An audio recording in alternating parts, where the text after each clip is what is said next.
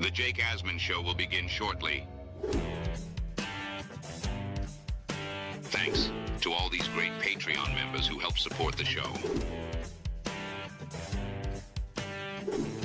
Get your super chats ready. Jake will be here in just a moment. If you love the New York Jets, this is the place to be.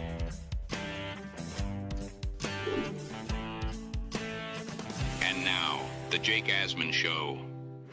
The Jets have completed 5 interviews for their offensive coordinator job. So who's really getting the gig? We'll talk about that and much more when Matt O'Leary joins our show. It's the Jake Asman Show. Let's hit it and get it started. Live from the 2026 Senior Bowl from Hancock Whitney Stadium in Mobile, Alabama, as your New York Jets look for their next superstars. Some of your favorite analysts and special guests will join Jake to break it all down. Get ready, Asmaniacs. It's the Jake Asman Show. Here we go, Jet fans. Hit the like button. Make sure you are subscribed to the channel. We are presented by FanDuel Sportsbook, and we say hello right now to our weekly Thursday morning guest. It's our guy, Matt O'Leary. Matt, happy Senior Bowl week, and happy Jets now have a DC, and they have interviewed 5 potential OCs. How we feeling? Yeah, feeling all right. We got the news last night who the Jets were interviewing for the offensive coordinator search. So we'll see the direction that they go. But as we've learned, never a dull day in Jets land. It never ends. We have the Duke of Defense, Brian Duker, now as the DC. We'll talk more about that in just a bit. But let's start with the offensive coordinator interviews. There's 5 names here. Frank Reich, of course, being the favorite. It feels like they were about to hire Frank Reich to a role where he'd be the play caller and then retain Tanner Engstrand. And that obviously all fell apart. The other names, Darrell Bevell, Ronald Curry, Greg Roman, and Lunda Wells. What do you make of the candidate list here for the Jets OC?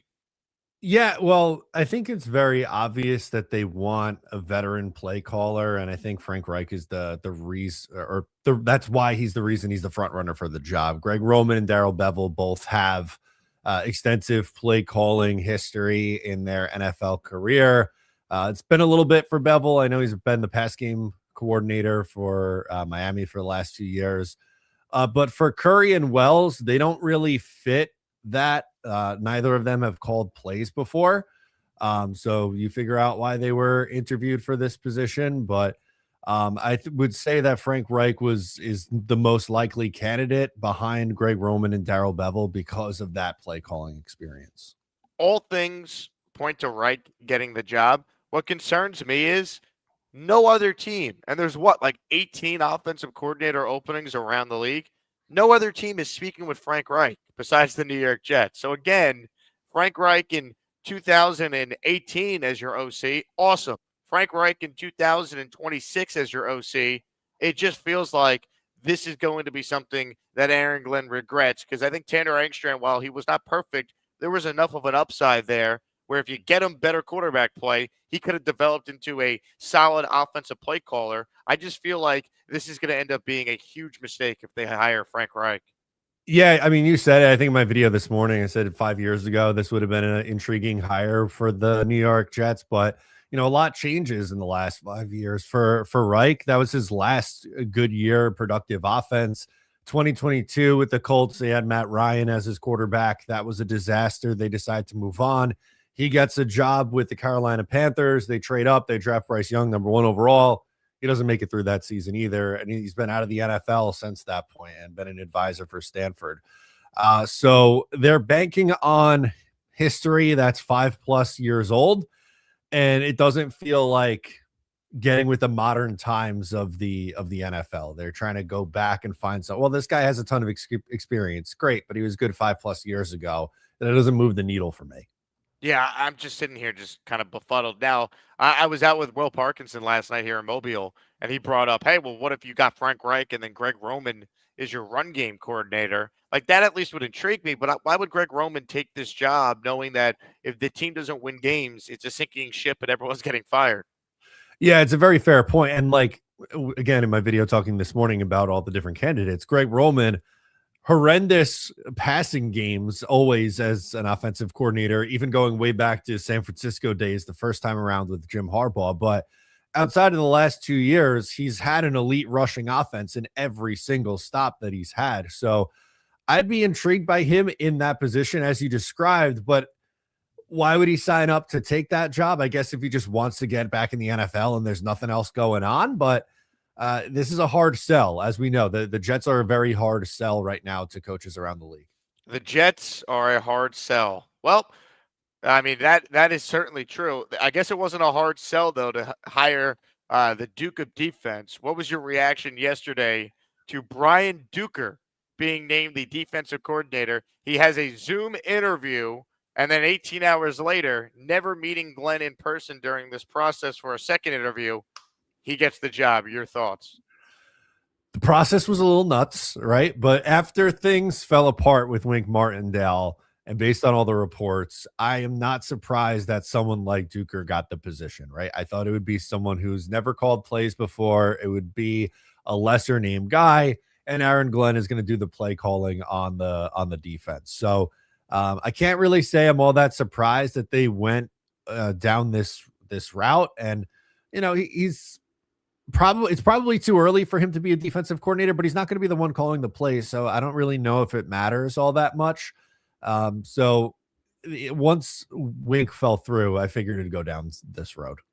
It just feels like Glenn, of course, will call the defense, which in a vacuum is fine, but the plan changing the amount of times it did, it just makes you feel like they're rudderless and there's really no concrete plan. The way they handled the assistant coaches talking with coaching agents down here in Mobile, like the Jets are just being laughed at, like they're unprofessional, like they don't have any idea how business is done. Like they let these coaches kind of just twindle in the wind for a couple of weeks. A lot of them thought they actually were safe and they were coming back. And then Friday night, 3 weeks after your season ended this past week, they get rid of these guys. The Angstrom situation makes them look horrible. And then you interview 8 initial candidates for your DC job.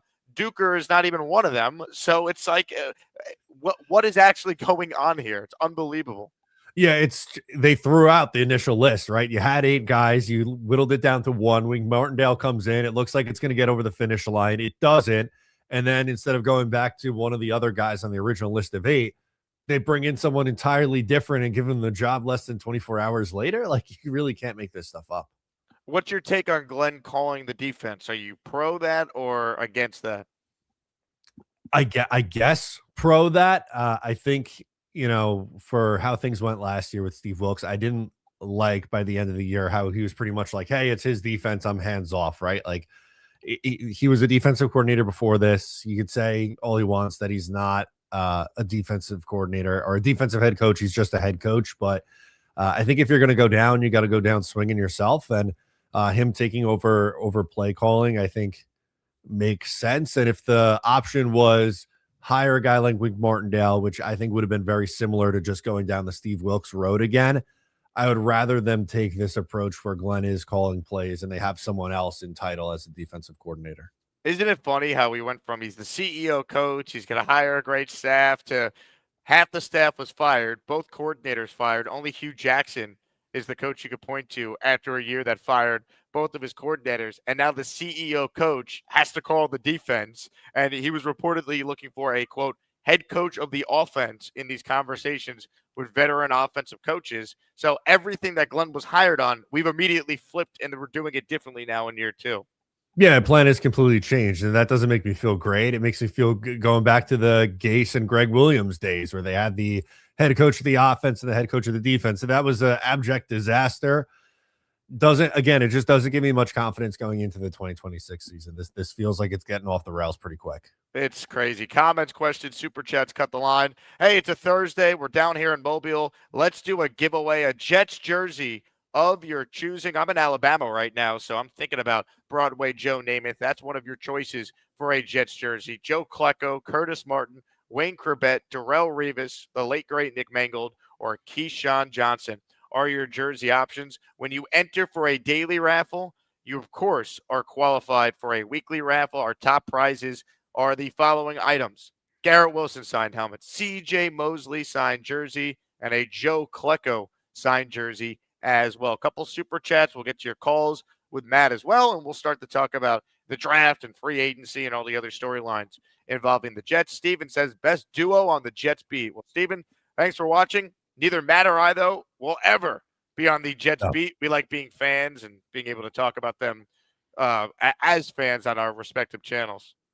100%. I've had a few people, I'm sure you as well, be like, oh, would you ever want to work for the Jets or be a beat reporter? Absolutely not. No, I like just giving the fans perspective. I think it's what makes us stand out in what we do as content creators. Because when you're on the beat, I think a lot of people don't understand. You have to remove fandom and be unbiased. And like as a Jet fan, one of the reasons why I love doing sports talk radio and why I love doing this YouTube show is that I can still remain a fan and my allegiances to the Jets don't change, but I'm also not afraid to be critical of the Jets. And if you work for a team, like you can never be critical of the team that you work for. The Jets could lose 41-3, and the Jets in-house media team is going to be talking about how awesome that Nick Folk field goal was. Like that's kind of the reality, and that's why people turn to our shows, because we're fans, but also can be honest about the state of affairs with the franchise. I can't picture you doing a YouTube video for the Jets talking about no blocked field goals in a season. It just doesn't sit right with me. Got to accentuate the positives at all times. Dan with an Asmaniac super chat. He goes, my wife took a pregnancy test yesterday. Our son is 2 and our second child is on the way. Hey. Now I have something to look forward to because the Jets suck. LOL. Hey, Dan Philcox. How about that? Congrats, man. That's awesome.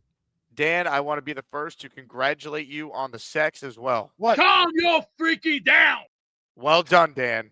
Well done. Lou B in the house. Speaking of sex, good Lord. If we give 16 plus 44 combined, we could trade up. Yeah, I think Frankie V was on my show yesterday and mentioned the point value of packaging 16 and 44 and the value of that being able to move up.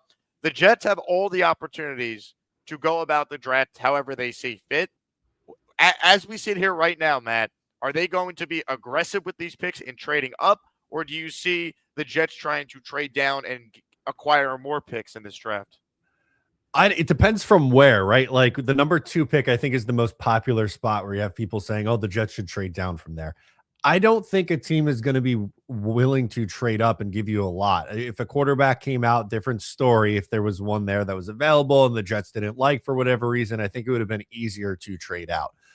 Having 4 picks in the top 50 and no 3rd round picks makes me think that maybe in the 2nd round, maybe they move down from one of those spots and acquire a later 2nd round pick and a 3rd on top of that. But I don't really foresee them trading down in the 1st round. And trading up, it depends on what's there, obviously. Like if someone that they like is falling to 10 and they don't think they're going to make it to 16, like a Lemon or a Styles or something like that. There's obviously scenarios where they could just target the one guy and trade up and give up the assets and be fine with it. But I don't think it's going to be a massive trade up like 16 and 33 to get back up to like 6 or something like that. That would surprise me. Comments, questions, super chats, cut the line. Again, enter our jersey raffle if you want in. The first person that gifts 5 memberships today, our little surprise special, will double it. So 5 is 10 or 10 is 20 for anyone who's the first to gift memberships to the community. I think to your point on that, Matt, I look at pick 33 as the best opportunity for the Jets to trade down because you have a full day to speak with teams after round 1 ends, get the best offer. Teams will have 1st round grades on guys that still are there after night 1. Move out of 33 in some sort of trade down. If you can acquire an extra 3rd round pick, you don't have a 3rd round pick this year because of the Hassan Reddick deal that Joe Douglas made. So if you could move down, I see the path where you actually could go out there and you could acquire a 3rd, and maybe that's the pick that you take the bridge or the dart throw at quarterback in this draft, for example. I think I read something where the 33rd overall pick is the most traded pick of any pick in the history of the NFL draft, which makes sense because teams might have a 1st round grade on a player that's there after night 1, and you have a full day to talk with teams about what you want to wheel and deal in that spot. I could see the Jets definitely doing that. Yeah, without a doubt. And I feel like this happens every year where you get through night 1 and you're looking at the board and there's like 2 or 3 really talented guys left. And My favorite part about the draft process is there's like 35 guys who are absolutely going in round 1. And as we know, there's only 32 picks. So there's really good players that usually end up going to the top of the second round. But to your point, like you said, someone could obviously be aggressive and target this one player. They can't believe this guy made it to the second round. We got to do whatever we can to go up and get this guy and feel good about our draft. And from the Jets side of things, without the third round pick, if they wanted to have that extra swing, you could decide to move back and get you that value. And plus, with the Dallas pick at 44, if you trade way back in the second round, it's not like you don't have another top 50 pick to play with too. So having the 2 seconds, I think, makes it more of a possibility. Comments, questions, super chats, ladies and gentlemen. The Austrian Jet fan and Black Gypsy each at the same time, according to StreamYard, 9:25 a.m. Gifted at the same time. So, Matt, I'm going to make you the bad guy here. Who should get the memberships doubled, Black Gypsy or the Austrian Jet fan? I got to choose between these two. I guess Austrian Gypsy. No, I'd combine the two of them. Austrian Jet fan. What if I give them each 8? Just split the difference. Okay, let's do that. I'd rather split it between the two than have to pick one. But I was just going with the foreign Jet fan. Imagine living in another country and have to be a Jet fan. That's even worse. There's a lot of pain there. We'll split the difference. That is a true politician. I love it. Appreciate both of you guys. That means that there's been 10 memberships so far gifted. Ladies and gentlemen, what are we playing for today, Herm? Hello. You play to win the game. Playing for a Jets Legends jersey at the end of the show, so make sure you enter before we spin the wheel of champions. Some super chats still to get into here. Jet Lag writes in, did either of you have Bill Belichick being snubbed from the Hall of Fame and Shador from the Pro Bowl on your 2026 bingo cards? I did not, and it's amazing that the Browns took so long to find a coach, considering the fact that they have a Pro Bowl quarterback. Yeah, it's remarkable. It really is. The Pro Bowl is an absolute joke. Bill not getting in is very surprising. Although, as a Jets fan, I think we'll all take our little 5 minutes of fame of enjoyment there on him getting snubbed. But he's absolutely someone that should be in. So I was pretty surprised by that. Comments, questions, super chats, cut the line. I did enjoy Bill being snubbed. He obviously should get in, but look, you lose to the Jets in your last ever game. These are the consequences. That's what happens. You can't lose to Bob Saleh in Week 18. No, you cannot. All right, if you want to call into the show, make sure you load up your calls. Gusbuster Umbrella Hotline link, I believe, and it is indeed pinned into the live comment section. So keep that in mind. We'll keep it rolling here with some of your calls, and we'll keep it rolling, of course, with your super chats as well. Yo Holmes wrote in, over a dozen openings, and nobody else even called Reich for an interview, only the Jets. Again, that's my big problem here. No one wanted to speak to the Duke of Defense. No one wants to speak to Frank Reich, and it feels like he's obviously the favorite. It just feels like the Jets are so far behind the times, and everything we were promised about Aaron Glenn, it's the opposite. He's not hiring this great staff. He's not hiring these guys that are dying to work for him. He's hiring guys that are dying just to get back in the league, like a guy like Wink Martindale, who was the favorite and had the blitz campaign from the New York media trying to push their guy to get the gig so they have a source in the building. These are the type of guys the Jets are interviewing. They're not interviewing the bright, young, up-and-coming guys where the league is headed. No, I mean, and same thing last year, too. Like, did any other head coaching openings, did anyone else interview Rex Ryan or Mike Loxley or some of the names that they brought up? It's remarkable, and they wonder why they have a 15-year playoff drought. It's amazing. Let's see. Let's get to some calls now, shall we? Doug on the bed is first today. Hello, Douglas. Good morning, fellas. How you doing today? What's up, Doug? Couple of things. One, so I don't like the process of how they got there, but I do prefer Glenn calling the plays on defense over them hiring Wink Martindale. I guess going out on your own sort is better, and I did not want Wink Martindale. He was bad at Michigan and like the way it ended in the Giants, and he was clearly the leak, and he would have just leaked everything, and it just would have been bad. It would have been bad. OC, I don't really care at this point. They were probably going to hire Frank Reich. I am of the belief that this is all intentional now. This is going to be like Gase year 2, which sucks. And then I think the Vikings are going to pull a Vrabel and just fire him stupidly because J.J. McCarthy sucks, and they're going to blame it on Kevin O'Connell. And then the Jets hire Kevin O'Connell, give him whatever he wants, hire Kevin O'Connell, and then they draft a quarterback with whatever high pick they get. sign me up for Kevin O'Connell, Doug. It just feels like we have a long way to go before we can get there. But if that is where this eventually heads to, I am all about it. I mean, they tried the former Jet thing once. Maybe it'll work with a former Jet quarterback, though. Now you get the offensive side thinking.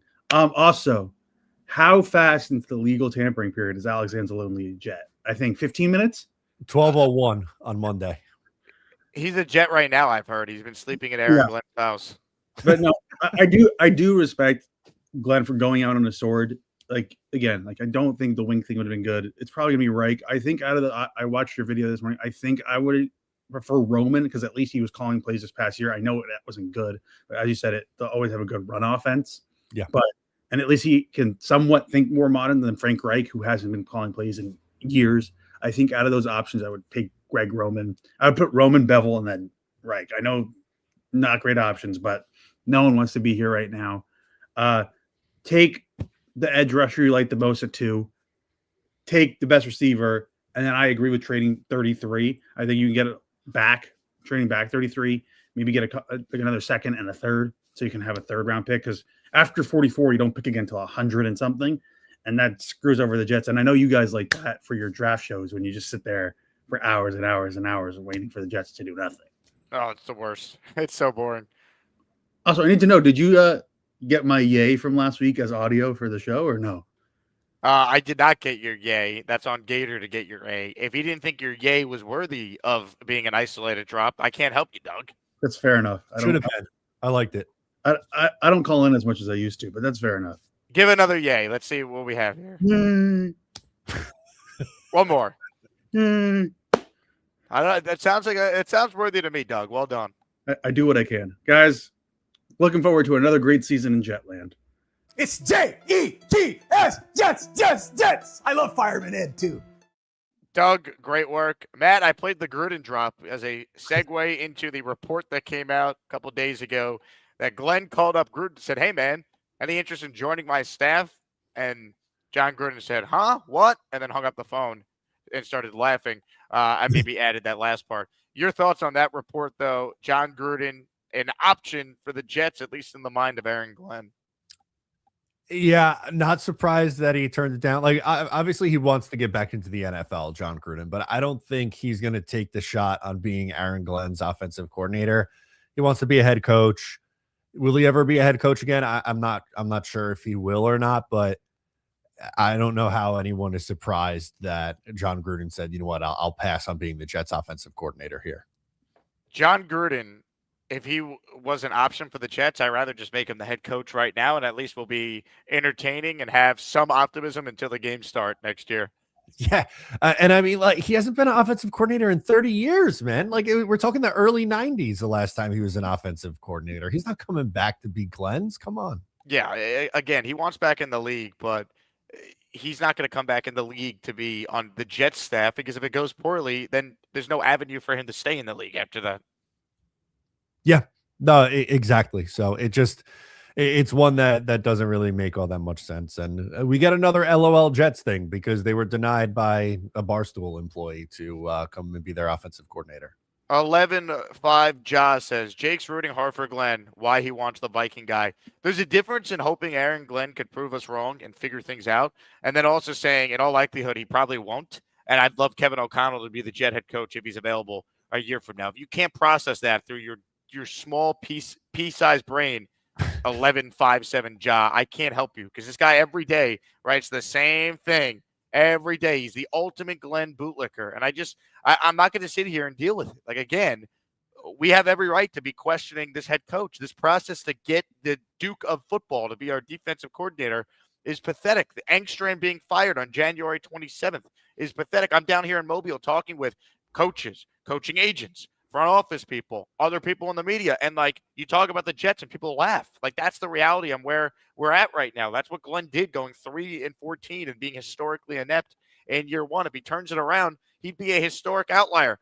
We're talking about Hugh Jackson this week in comparisons for the Jets, because Hugh Jackson's Browns were the only staff that changed both their offensive and defensive coordinators after their first year, and they went 1-15 in year one and then went 0-16 in year two. We have to be honest about where we're at right now as Jet fans.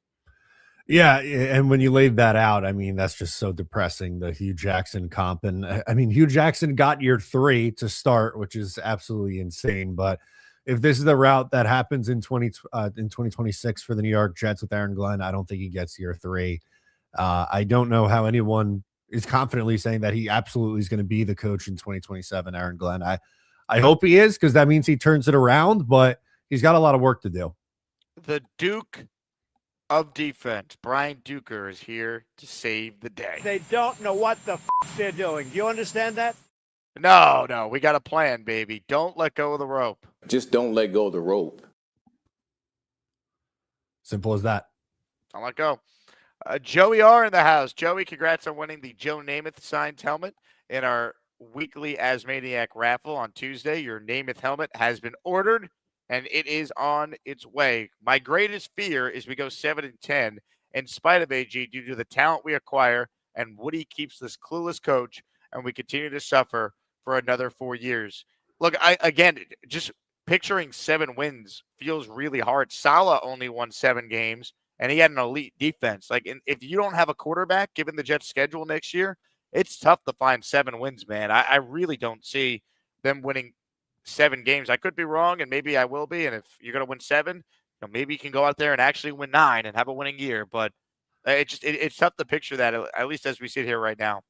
No, and obviously there's a lot of time. They have cap space. They have a ton of draft picks, so they should have a better roster. It's going to depend on how much that roster, carries them. Can they get them to 7?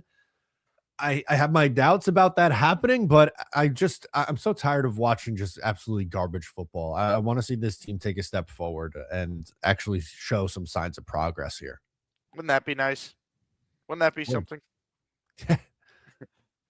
What a concept. Kevin in the house. What's up, Kevin? Kevin Zerker writes in, Colin Gruden feels like a Woody move, and it makes it feel like he's going to be the guy Woody gives all the power to and be the head coach in 2027.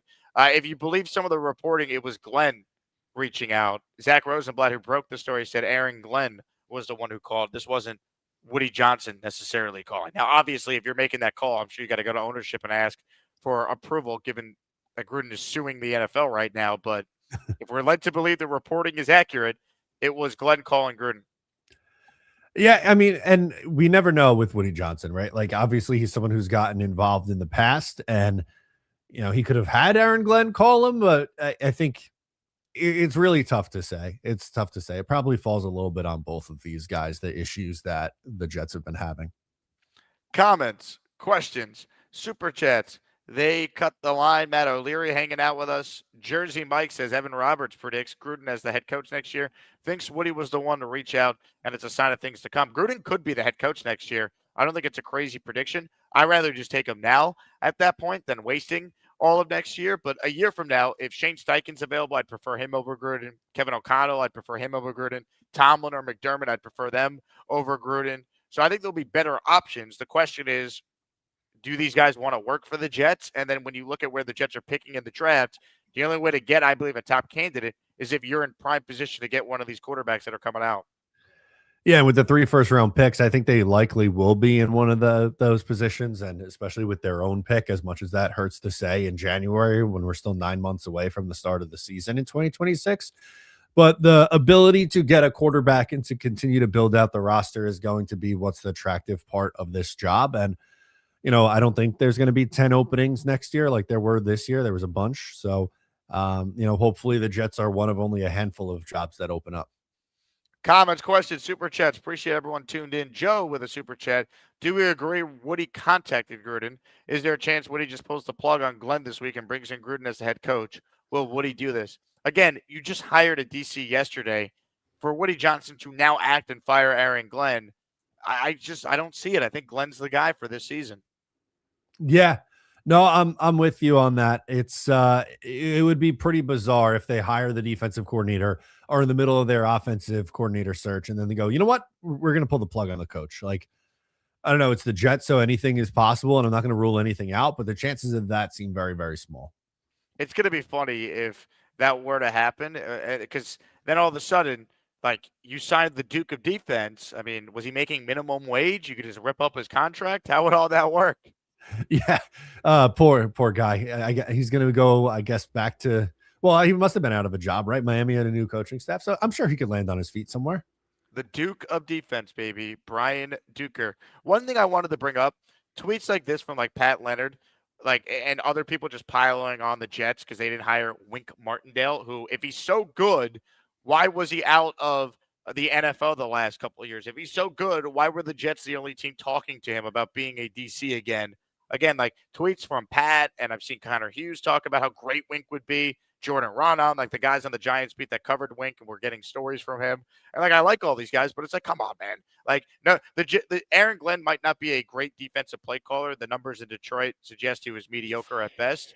But we don't need to pretend like the Jets not having Wink Martindale as their DC is just major missed opportunity for a team that is probably going to win 5 games or less, no matter who the DC is going into 2026. Yeah, it's a great point. It probably wouldn't matter all that much who the defensive coordinator is in that how you laid it out there. But I think this is just, sometimes there's better relationships in the league, and they probably like Wink personally and think he deserves to be back in the league and maybe got a raw deal with the Giants or whatever. But I don't know. It didn't end well with the Giants, and I don't think he was great at Michigan. It might just be done for Wink in the NFL. Comments, questions, super chats, cut the line. Matt O'Leary is with us. Matt, I've been so occupied getting ready for the show, I didn't even mention the fact that the New York Islanders beat the tar out of the Rangers last night. So I got to throw that your way. Yeah, they're 3-0 against the Rangers this year, and I believe have outscored them 12-2. So the season finale tonight, a little back-to-back action at the Dom's Garden. not happy. Dom C here, not happy with me crapping over his Rangers. I didn't even know you were a hockey fan, Dom C. He says he's not. He says he's not. Okay. Okay, fair enough. Yeah, Dom is very busy. What are you doing right now, Dom? You watching film? You drafting? Scouting? He's cutting up film, practice film. Look at you. The grind doesn't stop. Look at this. The grind doesn't stop, Matt O'Leary says. We'll put you on the mic in a little bit, Dom C. It's great to have you here. All right, let's get this up call, shall we? Ladies and gentlemen, let's say hello to Hep, who's next. Hello, Hep. Hey, guys. Tell me something. What happens first? Aaron Glenn gets fired or we get an interception? I would have to think about that. The fact that it's a question is kind of wild. Isn't that crazy? All right. There's the only way I see Glenn retaining his job, well, other than, going to the playoffs, is if we score a shitload of points. It's something the Jet fans haven't seen in forever, where we're a juggernaut on offense. And I don't see, how that's going to happen, but that's the only way I see it happening. I've never seen this dysfunction I've been watching since '69, and I've never seen it before like this. Gage was a wackadoo. He looked like some kind of cocaine fiend or something.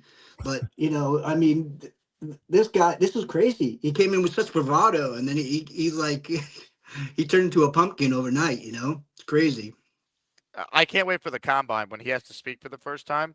Coach, you sat up here a year ago and lauded your staff and your ability to hire great coaches and how you took your time to put the staff together. All this nonsense. Here we are a year later. You've turned over 50% of your coaching staff, including both the offensive and defensive coordinators. Explain what happened. And that answer from Glenn, I don't know how he's going to try and explain this bleep show. And that's coming off the heels of NFL record badness. Yeah. It's just a whole big cake of nastiness. I don't know. Anyway, I keep thinking there's the only way to go up, but then every time we go down another floor. It's just crazy. I don't know what else could happen now, but let's see. We're for the ride. See That's it. Thank you, Hep. That's funny. Glenn had that line that we made a couple shirts around. Fasten your seatbelt, get ready for the ride. Well, I don't want a bumpy ride. You know what I mean? He guess it was trying to say it's going to be like a joyride as Jet fans. But if anything, it's just been the bumpiest ride of our lives, man. It feels like we're on a plane. We'll use a jet as an example here, and it feels like the jet has experienced historic levels of turbulence. And we're only in year 1 of this flight. Yeah, we're in a free fall. We are losing altitude rapidly. We're holding hands, praying, hoping this thing doesn't go down. It's in a bad spot. Your thoughts on Aaron Glenn flying United Economy Plus? It's such a good picture. It really is. Oh God. Gotta love it. Who wanna fly United Economy Plus? Fuck you, Jake Asman. I loved Neil's reaction from earlier this week where he said he was going to run up there and tackle him or hit him. Dylan Terraman, who's watching from the toilet, where I believe he's taking a bowel movement. I'm just kidding. I don't know if that's true. Where is Dylan, though? Is Dylan somewhere in this house still? He goes, can AG give us a Captain Sully moment? Yeah. He's just going to straighten this thing out. Don't let go of the rope. Don't let go of the control or whatever it's called. The steering wheel? I don't know what they call it. Dylan says he's in his room. Oh, yeah, Dylan, prove it. Let's see. Comments, questions, super chats. We'll cut the line. Here's live footage of the bootlickers on a plane with Aaron Glenn. Who wanna lick my boots?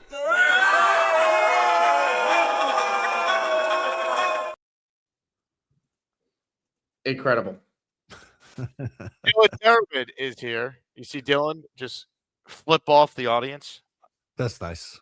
Have some shame.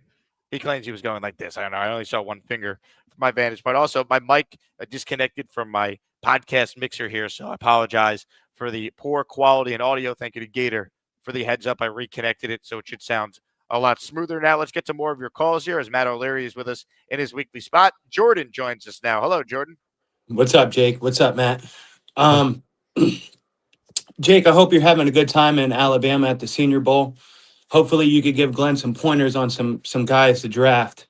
That's what I was calling for because I think that this is going to ruin the draft for us potentially because, with all this coaching searching going on, firing guys, hiring guys, interviews after interviews, you're not having time to scout these guys, even though you have scouts, but it's still part of the head coach's job to go out and pick the players that he wants and scout the guys that he wants for his team to help build his team. So I think that, my fear is that they're going to ruin this draft because of that. The coaching hire for defense is it's terrible. Gives me no faith. The offensive coaches are terrible too, but we're not going to have much pickings. So I would rather just go with Frank Reich and have two head coaches, one on defense, one on offense. And I think, that's the best formula for next year for right now. And this ship is not a ship anymore because this ship done sunk to the bottom of the ocean. Feels that way, dude. Really does. Yeah, it does. Well, you have to just hope, Jordan, that Muji is able to just draft good football players, right? And I don't want to sit here and say he's going to override Glenn because, Membu was a good pick in the first round. I think we like Mason Taylor. I think AZ Thomas showed some potential.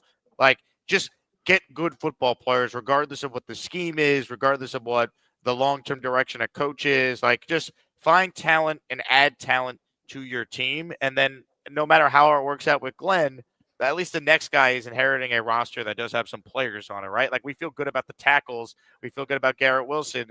We feel good about some of the other areas of this team. Just keep adding to it. And even if you're not a good team in all likelihood in 2026, at least you're in better position to get the right coach into 2027 and actually maximize the talent you added in 2026.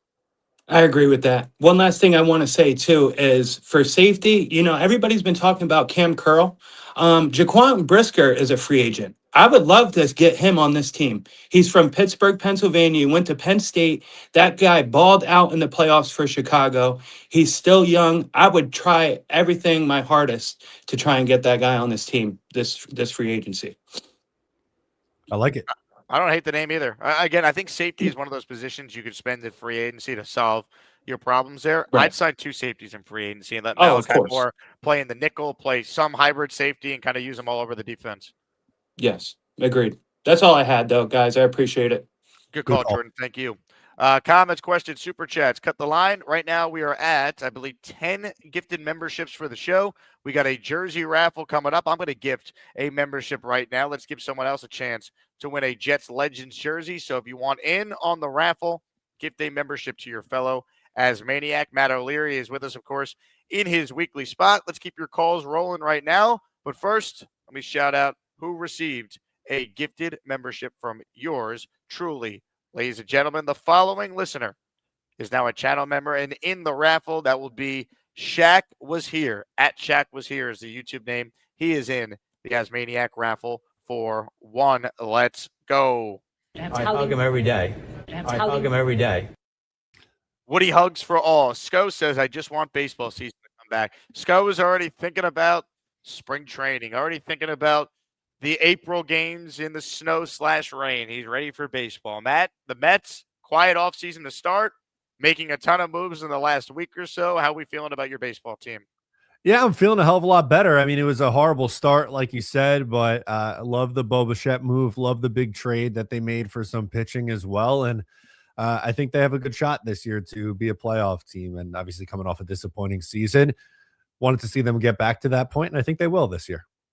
The Mets should be certainly much better. The Yankees bringing back a lot of the same pieces. We'll see. It was good enough last year to be tied with the Blue Jays for the AL East, but they lost too many games head-to-head with Toronto, so Toronto won the division, and the Yankees ultimately lost to Toronto in the divisional round, but good to get Cody Bellinger re-signed. C with a super chat. He's in the raffle for 2. This was so avoidable. You're telling me we couldn't get a washed-up Frank Reich as a QB coach without giving Tanner the axe? Desperate moves could have quietly squared away DC, and vibes would be better. Again, I do think there's something with like the process and the messaging throughout all this. If they just said from the beginning, we're going to find a young, up-and-coming defensive coach to be our DC, with Glenn taking on the biggest role to call the defense, if that was communicated and clearly the plan from the beginning, I don't think there'd be as much outrage and people just laughing at the Jets for this process. But when it goes the way it did with Wink, and then you interviewed 8 initial candidates, and the guy that ultimately got the job was not one of them on January 16th, and then he interviews for the DC job on January 27th, and then you hire him on January 28th, 18 hours later, I can understand why people are just laughing at the absurdity, not to mention the fact, again, no team in the NFL is talking to Frank Reich about being their OC, and the Jets are seemingly bending over backwards to bring him in so he could be their play caller. Yeah, it just feels like they don't have a plan, and that's the biggest thing, right? The communication. If they communicated like, hey, we're gonna keep Tanner Engstrand as the OC, but we want to add someone a veteran to this staff, and like you laid out with the defensive side of the ball, that makes sense. But their plan, how they did this, makes no sense. They were going to hire Wink Martindale, who's the veteran, been there, done that. And then on the eve of him being hired, they decide, you know what, Aaron Glenn's going to call plays. It's just they're going a million different directions, and I just don't think they have a path. Comments, questions, super chats, cut the line. Veteran Jet fan says, Duker was Glenn's top target all along since the moment he fired Wilkes, winky face. The secret master plan to get the Duke, Matt, you buying it?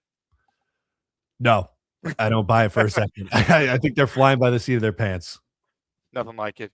Let's see. Stay Gold says marriage is all downhill after the first couple of months. Matt is a married man. Do you find this to be true?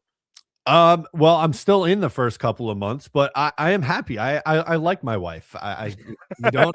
I'm sorry for you. Breaking news. Matt O'Leary does, in fact, like his wife. All right, more of your calls right now. Jake is up next on our show. Hello, Jake. What's up, Jake? How's it going, Matt? Jake. What's up, Jake?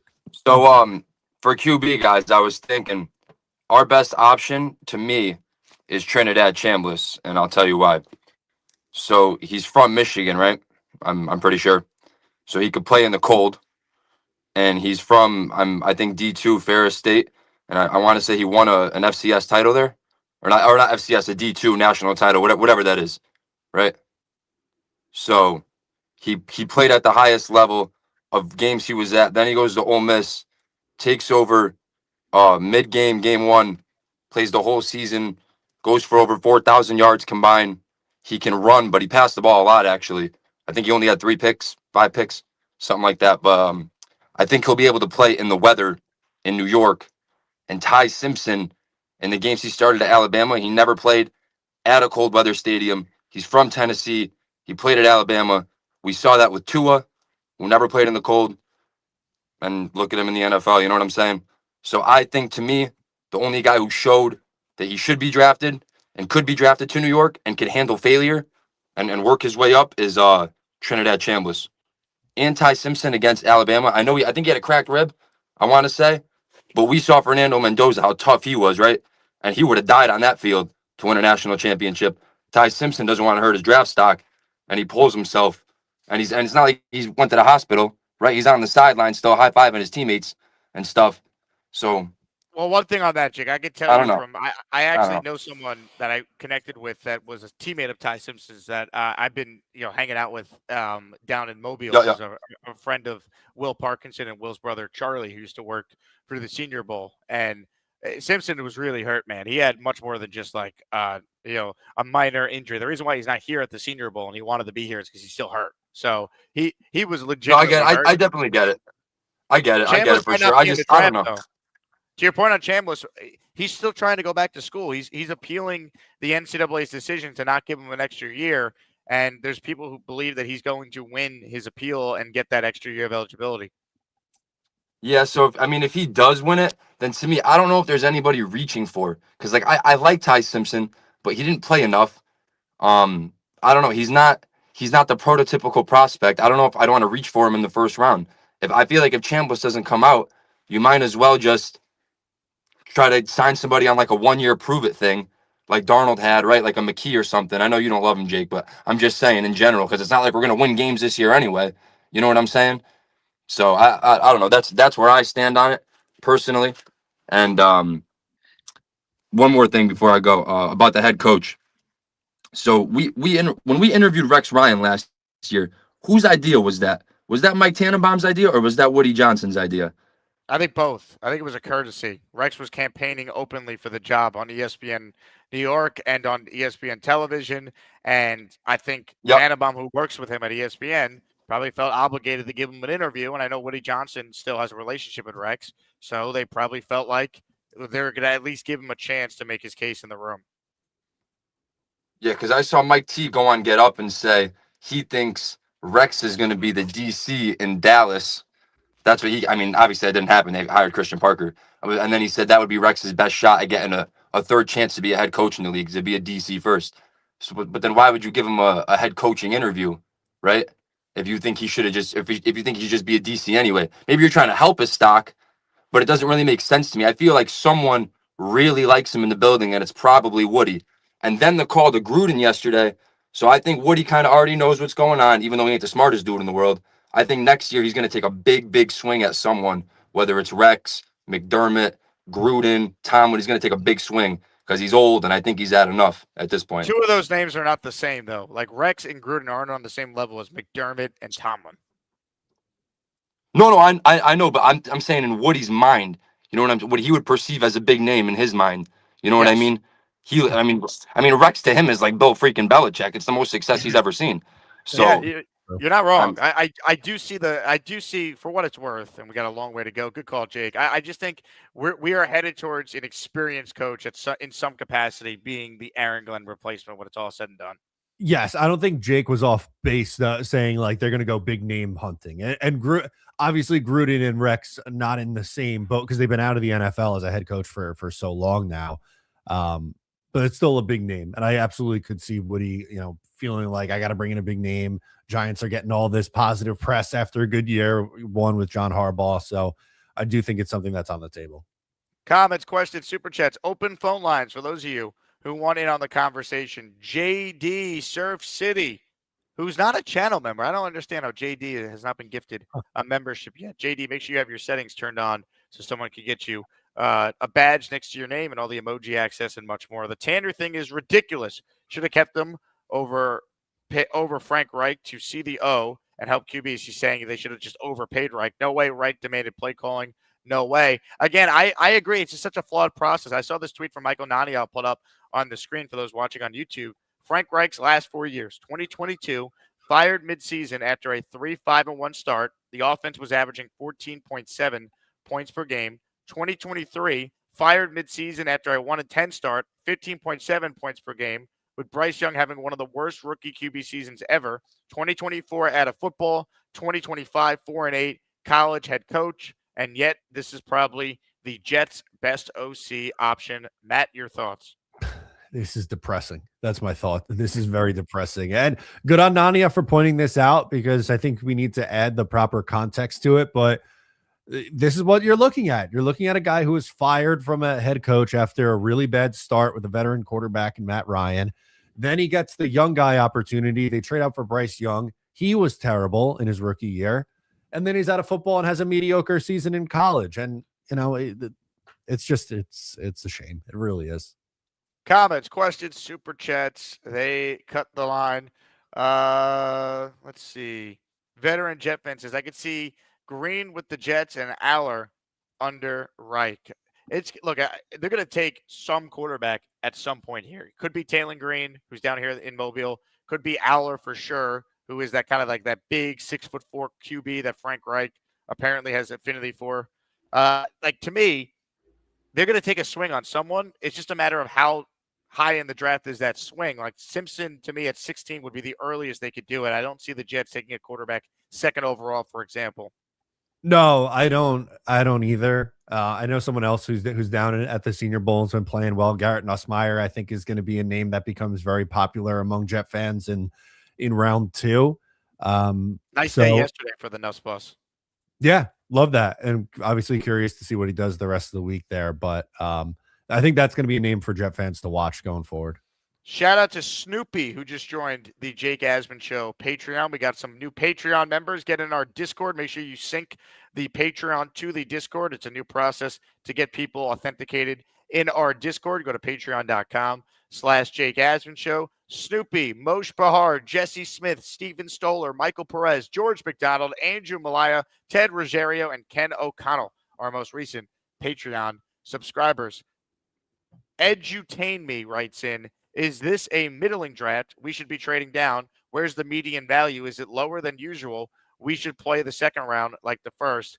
It feels like this is not as deep of a draft as it typically is. Maybe, depending on who you talk to, there's between 15 to 18 first-round gradable prospects. But that doesn't mean there's not talent or really good depth. I'm always in favor of trading down and getting more picks, especially when the Jets aren't going to be looking to use the second overall pick on a quarterback. I think the biggest issue is we all say trade down, trade down. You need teams that want to trade up. That's going to be the hard part of this. It's easy to want to trade down. The hard part is finding a partner. And, I said it already, but I think especially at the number 2 pick, if there was a quarterback coming out, if Dante Moore was entering the draft and the Jets evaluated him and didn't like him and wanted to pass on him, I think there would be a team willing to trade up to take a quarterback. There isn't a second quarterback. So I think the likelihood of the Jets moving down is a lot slimmer now. Comments, questions, super chats. They cut the line. J-Boy writes in, week 1, we storm the field and take the goalpost and throw it in the river. I like this plan. Is week 1 a Talking Jets meetup game? If the Jets are home, will you guys storm the field and take the goalposts? Probably will be. Our plan is to do the home opener. So if it is week 1 again, then we'll be there. We'll get Green Bean and Ryan and I and Jeremy will use his strength to rip the thing out of the ground, and away we go. So speaking of Green Bean, the fact that this man now has no beard, what was your reaction when he showed up to the Talking Jets program Tuesday night, his big return after being off for a few weeks and showing up without a beard? What was going through your mind when you saw that, Matt? It was a shock. I'm not going to lie to you. I was very, very happy that our friend was back and, took some time off and is getting back in the mix here. When he logged on and I saw a clean shaven Green Bean, my jaw hit the floor. Couldn't believe it. Yeah, like he sounded, same background, sounded the same, but something just didn't look right. It's going to be hard to get used to. It's crazy. He looked like a totally different human being. He looked nothing like the Green Bean that we are accustomed to seeing producing Jet content for years. I thought like someone like kidnapped him or someone like was just sitting in his chair he normally sits in. Here's the photo of Green Bean from Talking Jets the other night. I mean, this was astonishing to see.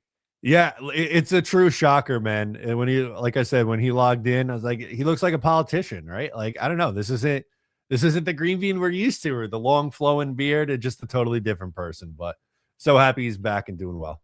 The great Green Bean back doing what he does, talking about this miserable football team that we all somehow still love. All right, do a couple more calls before we wrap. Last chance to get in if you want to be a part of the show with Matt. Ladies and gentlemen, we say hello to this man.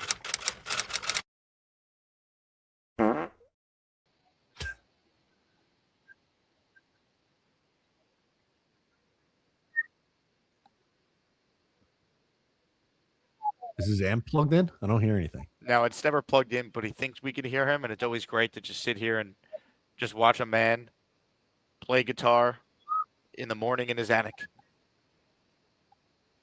This is incredible. I like how he's got a Cubs sticker and a Jet sticker on his guitar. Two habitual losers.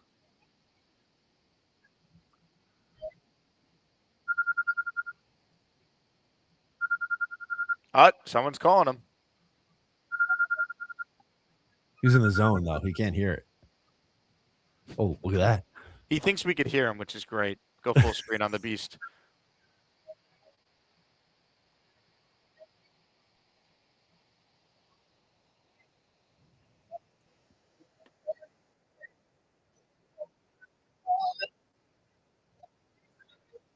These nuts.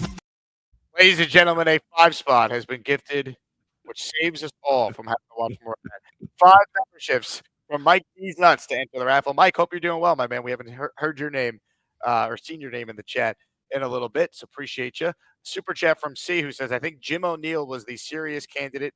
Their AG could have been calling plays. When the Lions retained him, they pivoted to Duker. Well, did the Lions retain him because the Jets were interested, or because the Jets made it clear to Jim O'Neill, hey, we're going to probably hire Wink Martindale, and then something happened there? Like, we don't know the full story. I thought Jim O'Neill was a sneaky candidate to get the job for the same reason. I actually don't mind Duker as a candidate. He's young, up and coming. He's only 36. That's fine. And Glenn taking a bigger role on the defense. I just think the whole process playing out the way it did, it makes you question everything. It just feels like there's never been this plan that Aaron Glenn said they had a real plan. They were going to learn from their mistakes. They knew exactly what they needed to do. And this entire offseason so far has been everything but that. I mean, the guy wasn't a part of one of the 8 candidates on the initial list. They like you said, they were going to hire Wink. They had to pivot for whatever reason, and they went completely off the board. So it's crazy. But O'Neill is in that same ilk, right? Like, I know he actually has called plays and been a defensive coordinator before, but I think it would have been in the same thing where it would have been Aaron Glenn calling plays with Jim O'Neill as the DC in title. This one is from Joe the Jet. So he sends in a $5 super chat. Thank you, Joe. I'm an LSU fan.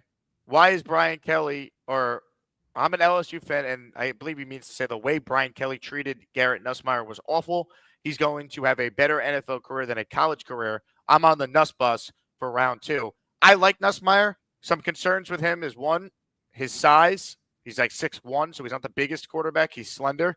And the hand size is a big deal for scouts. I think he has hand sizes that are under 9 inches.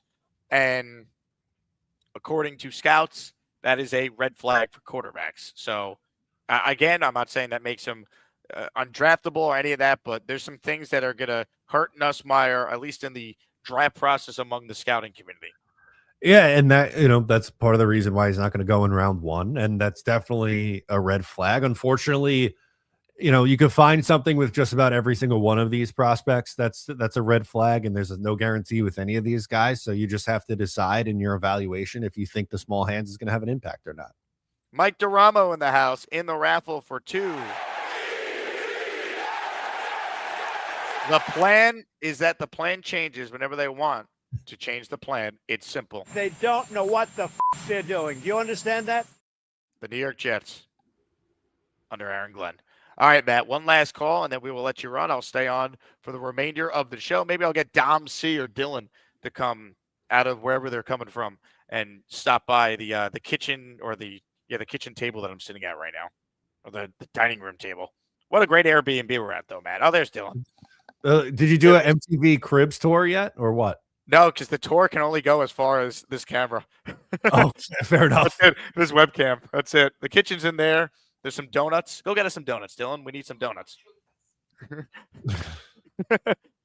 putting Dylan on donut watch. All right, we'll do one more call, and then we'll say goodbye to Matt, and then DT will hop on with me for a little bit here. Oh, hold on. Let's get to our guy, Adam, who will be the last call with Matt. Adam is cool, although kind of basic. He claims he's too cool, though often quite basic. He makes great jet points, looks a little basic. Adam is cool, too cool, but generic. Hey Jake, hey Kevin, how's it going? Good. Who's Kevin? Oh my, sorry, I'm tired. Sorry, Matt O'Leary. My bad.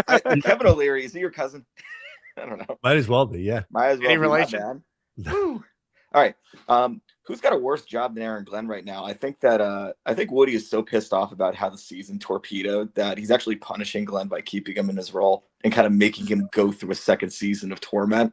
I think the pettiness scale is huge. I think it's like 11 out of 10 pettiness to make him do this one more time. And I don't want to say he wants to take Aaron Glenn's career, but I think he's kind of like, you got to fix it or you're not going to get another coaching spot in a while. Yeah, I think, and also I don't think he wants to admit the mistake too, right? Right. So I think he wants Aaron Glenn to dig himself out of this hole. Will he be able to do it? Obviously, TBD on that. Yeah. I'm not really against the Reich pick because I think 26 was already going to be a tough schedule, period, right? Like the expectations are already really low. So if you hire him as a caretaker, I don't know if you've seen this meme, but there was this joke that like Philip Rivers came back because he wanted to get an extra 5 years of healthcare for his huge family. I don't know if you ever seen that. Yes. Yeah. So maybe Frank Reich needs that too at this point. Maybe that's why he wants in for a year so he can get on the NFL benefits for 5 more years. He apparently was going to retire before Andrew Luck called him and said, "Hey, I really could use your help at Stanford as to hold the fort for a year till we get our long-term coach."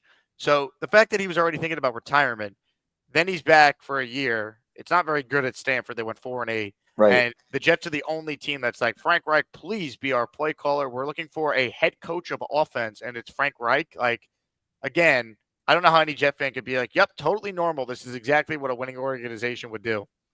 It's not normal, but I think this is I think we all kind of see it. This is a gap year and it sucks, but there's some things that could surprise people. And I think, again, I'm going to definitely make people grind their teeth, but like, since Fields is, at best a post June 1st cut, what if they actually run it back with Fields and you just say, look, Tanner Angstrom came in saying that he was going to help maximize the offense based on the players that they had.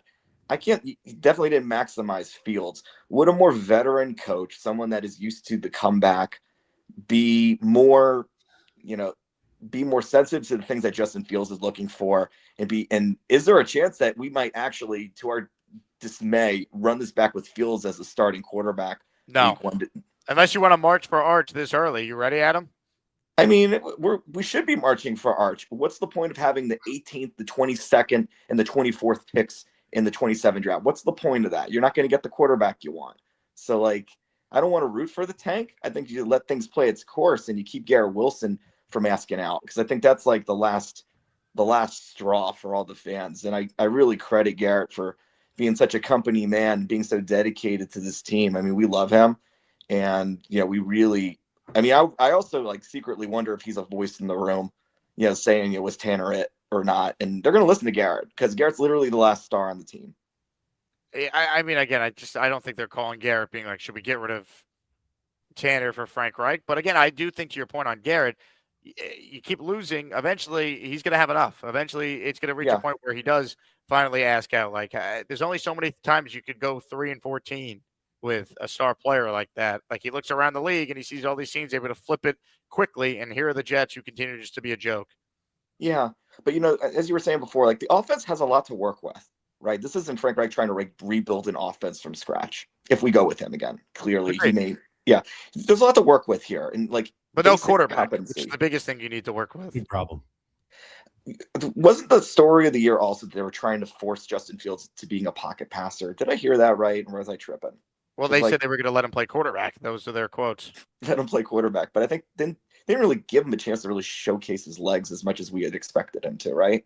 I think after the concussion in week 2, I think that's when things changed for him, because he did run a lot more in week 1, and he started to in the second game before he got hurt.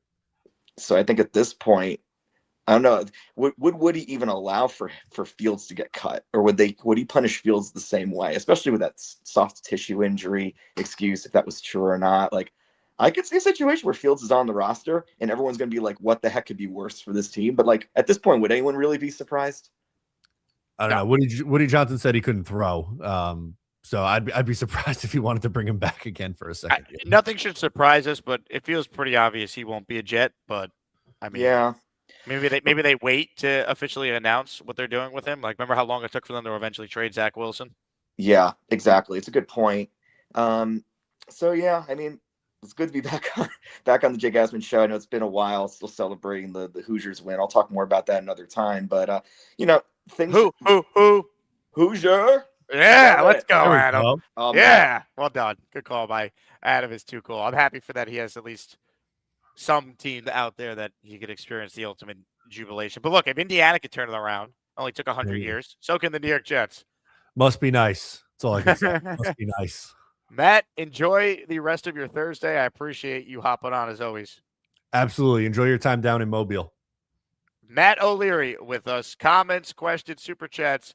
We'll cut the line. Ladies and gentlemen, the man sitting next to me is Dylan Terraman, also known as DT, host of the DT Experience. And Dylan is hopping on the show right now. So, Dylan, how are you? How was your night out? I left before you. Break down what I missed after I left and you remained out with Will Parkinson and company. I guess they would call them townies. There was a townie at the bar that we went to that was making her rounds, talking to multiple groups of men, including Will, myself, and the guys that we were with. And it was very interesting experience to see a crowd that was like 92% male demographic. And then there's like 3 women in the bar and everybody's, trying to talk to her. And we're all just like reading right through her. But the nightlife here, man, it's been lesser compared to the years prior, but I mean, I enjoy Mobile nightlife. I think having less people on the street this year was fun. Obviously, you network a lot less when there's less people here, but I'm having fun. My voice, you could definitely hear it in my voice. I just recorded my video, and like each day, my voice is getting more and more strained because of the alcohol and the yelling in the bar. We're sitting this close to each other, and you can't hear each other in the bar. So the throat is definitely we got the water. We got the water today. We gotta recover. We gotta rehydrate. Liquid IV right here. Liquid IV, absolutely free sponsorship. But yeah, man, I'm having a blast. And unfortunately, last day.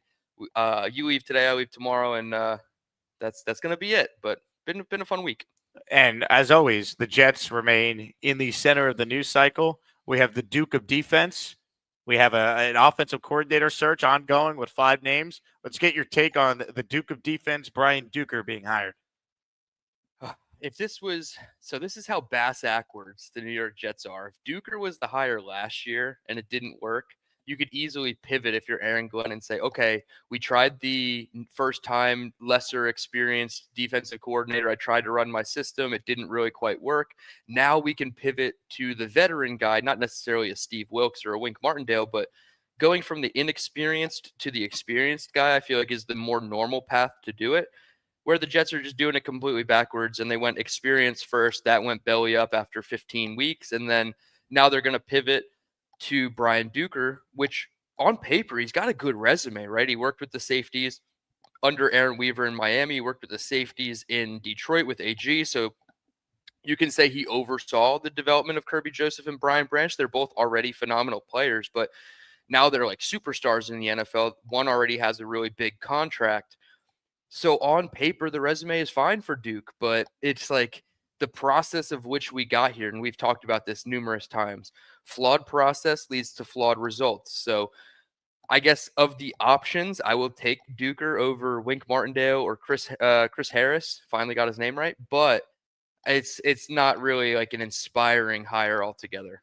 The Duke of Defense. Now, Aaron Glenn, that means is gonna, in all likelihood, all signs point to him calling the plays. Your thoughts on what an Aaron Glenn defense will look like in 2026, and give us a feel for the style of defense, personnel-wise, you think that the Jets are now going to be counting on going forward.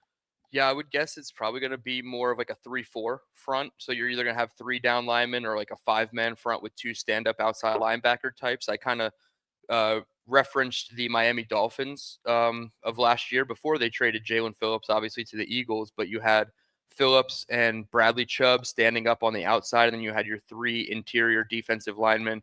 I believe it's like Kenneth Grant, Zach Sealer, and I'm blanking on the last name, but they did more 5-man fronts, so I think we'll get more of that.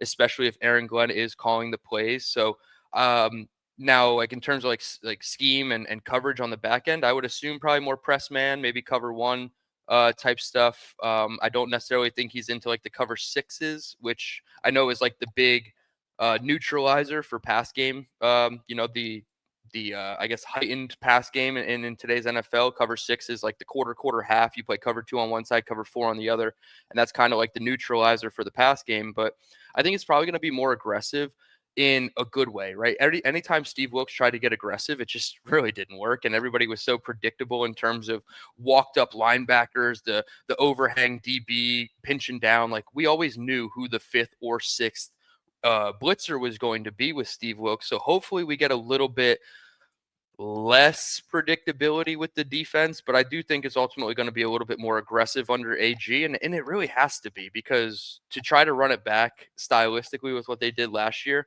that's the easiest way to be solid 2.0 and be gone before Halloween in 2026. Dom C is now behind us. Hello, Dom. Doing the DT. I wonder if Dom was put up to that by someone. Did someone say, hey, Dom, go run behind them. We see you. I'm not going to name names, but we know who it would have been. Jerome writes in, Jake, when is your first 2027 mock draft? It's funny you ask. I have a mock draft ready for you right now. 2027 NFL draft. The New York Jets select Arch Manning, quarterback, Texas. We're marching for Arch, DT. Yeah, I got to ask a couple prospects some questions about their quarterbacks. I asked Zane Durant, the D tackle from Penn State, about Drew Aller. Called him Big Snipe.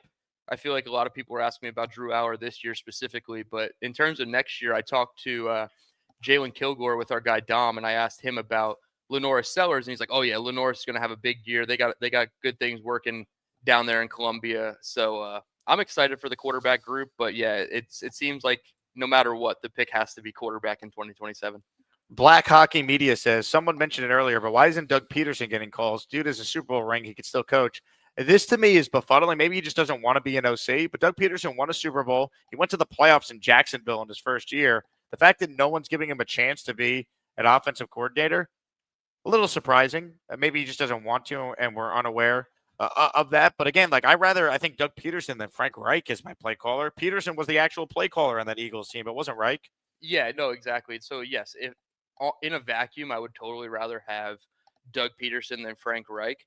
Does Doug Peterson currently have a job in the NFL? I'm trying to look it up on the fly. I don't think he has a job currently. So if he's been out of the league since 2024 when he was fired in Jacksonville, I mean, why wouldn't he want to be the OC? Maybe he just doesn't want to be the OC of the Jets. But yeah, I would definitely take him, who actually called the plays for that Super Bowl team, than a Frank Reich, who was the OC in title but didn't really have the play calling duties and everything like that during that Super Bowl run. So yeah, Doug Peterson would be a cool name to invoke. Leon writes in, Anzalone's boring, but makes sense. Need a coach on the field that knows the scheme. I think Anzalone to the Jets is like one of the more obvious free agent projections we're going to see. And you know what? It makes sense. Glenn needs someone that can, be the captain of his defense, get guys lined up in the proper spot. We know that Quincy and Sherwood really struggled when they had to have the green dot in the headset and get guys in the right position. Coaching, I'm sure, is part of this. But again, Anzalone, with Glenn calling the defense, there's that built-in chemistry, that built-in experience with what Glenn wants and what the player could do for the rest of the defense. I think it makes sense. They're going to probably have to overpay for an over 30 player, but if you give him a 2-year deal, I'm not going to criticize that move. I understand the thought process. Yeah, it breaks BJF's John Simpson rule of getting a free agent over the age of 30, but I feel like it is a proper, seamless fit for Anzalone to the Jets. I will say Dom and I talked to Jacob Rodriguez, the linebacker from Texas Tech, yesterday at Media Day. And if they don't go the veteran route to, find that quarterback of the defense, I would love it to be Jacob Rodriguez. He got those guys lined up at Texas Tech, and obviously they're a very star-studded defense. They got interior defensive lineman Lee Hunter. They got the edge rushers and David Bailey and Romello Height. But yeah, I like Jacob Rodriguez's ability to communicate, get everybody lined up. He would be a good rookie option for the green dot if I was just speculating. But yeah, you can't argue with the fact that Anzalone, knowing AG, now knowing Duker, having experience in that system, yeah, for like a 1, maybe a 2-year deal, right? If you could front load the contract into 2026, have an option maybe on 2027 in case, because like the Tyron Smith thing, right? Like he just fell off a cliff and we really thought we were getting an all-pro caliber player. So I don't want to say Anzalone's an all-pro caliber player, but like, can we get what he was the past 2 years in Detroit? I wouldn't extend him or give him anything longer than 1 year with an option, but yeah, you can't go wrong when we just watched Jamie Sherwood and Quincy Williams kind of, poop their pants at the second level. It was so bad. Gangrene with a super chat. Thank you, Gangrene, for supporting the show. Will be gone by November. Jets will have 4 first-round picks. Garrett deserves to play meaningful games.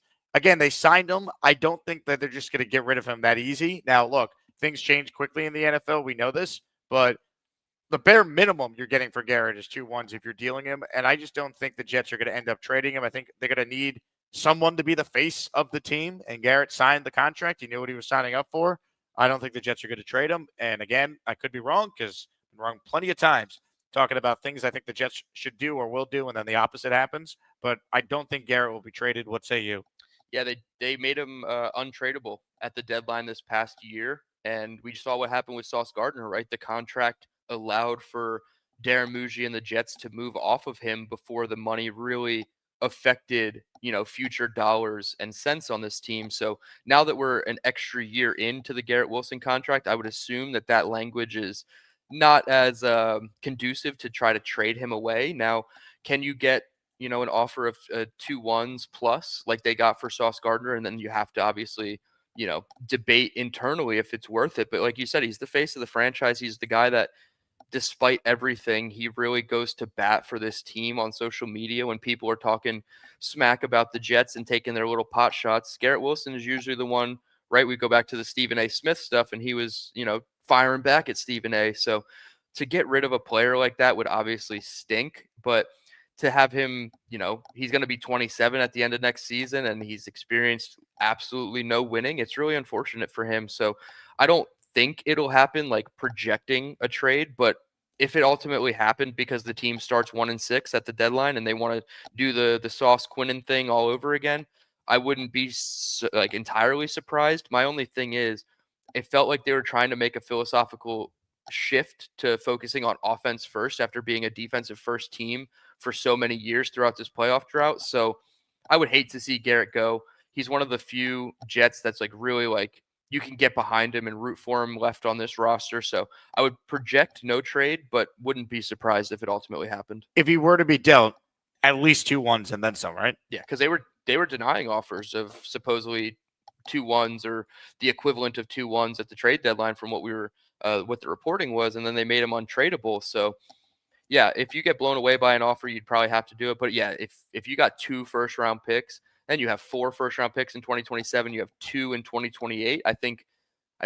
You have a crazy war chest of assets. It's just, can we trust the guys to make those picks? Muji, I will say, if you want to pause it from being down here this week, in all my conversations about the Jets with people, no one has anything negative to say about Darren Muji, which I think is encouraging because, again, he's the one in charge of these picks ultimately. And if he could at least just hit on some of these picks, the more I talk to people, the more I think there is a path where Muji stays and Glenn's gone if they don't win games next year. Yeah, it's definitely possible. And I think and it's not even a negative on Muji, it's actually kind of a positive for the Jets, is that they would have said maybe Muji was a year or 2 early from getting the general manager job. But we've seen it with coaches. You take a guy a year or 2 early and it works out well, as opposed to, the same old Jets thing where they just kind of take the next guy in line. So, I'm cool with it, but I also just think that if it's that bad again, how good does the draft need to be versus how bad does the coaching need to be for both of them, have different fates? I think they're still locked at the hip at this current moment. But yeah, if Muji hits it out of the park with the draft and Aaron Glenn and the guys just can't coach them up, then obviously there's a big discrepancy there and we can have the conversation. But I think ultimately they came in together. They should probably go together, and you reset the timelines if and when that day comes. ISU says, making sure we retain Muji is the path for hiring KOC when he shakes free. We really need J.J. McCarthy just to be bad so the Jets can get Kevin O'Connell. That's the key. That and unfortunately Brian Flores going back to, be the head coach of the defense for the Vikings. That's also going to be more helpful for KOC saving his job, because they were 8-9 or 9-8 this year with terrible offensive play from their quarterback, but the defense really held them in the season. So I was really hoping Brian Flores would take a head coaching job just because that lessens the talent in the coaching staff in Minnesota. And then it's like, damn, KOC lost his guy in Flores. Now he could be out of a job the next season. So yeah, you got to hope that JJ McCarthy continues being 9, which is closer to Zach Wilson and Justin Fields than it is to Sam Darnold, who they had in the building 2 years ago. So yeah, we'll keep the KOC dream alive, but there's going to be a coach that shakes free next year that nobody's really talking about at this point. Like somebody down here to me floated out Kyle Shanahan, and I'm like, no way Kyle's going to get fired. And they're like, think about it, man. Like he just hasn't gotten over the hump in San Francisco lately. And it's like, yeah, if he was available, obviously the Jets wouldn't be able to get him, but we just never know who the names are going to be 12 months from now.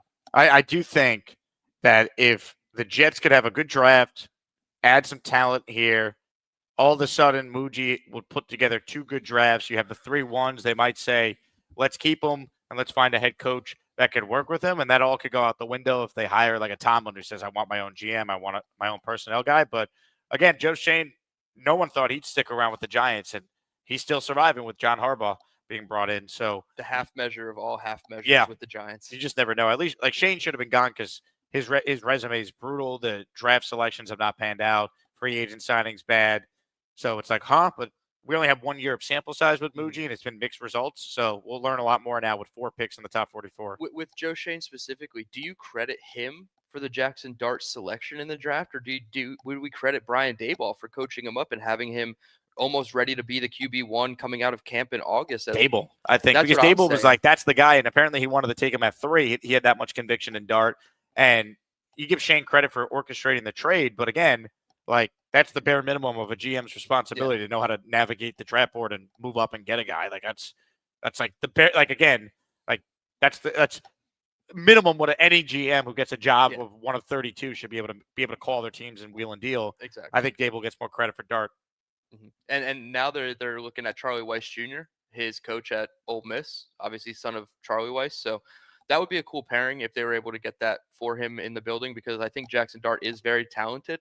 As long as he can stay out of the blue medical tent, he'll be all right. This one is from Big Country, who writes in, I'm still listening every day, hoping you guys say, breaking news, Aaron Glenn fired. We all got our wishes. All right, I'll say it. Breaking news, Aaron Glenn fired. Right. Doesn't mean it's true. Yeah. You just wanted me to say that. Martini Jake spreading the misinformation. That lychee, or not lychee, how about that that cucumber themed martini I had at dinner last night? They look cool, man. They look cool. Dinner was great last night. Some Wagyu cheeks for those that are food connoisseurs. And then I didn't have Wagyu cheeks. It was a cucumber martini.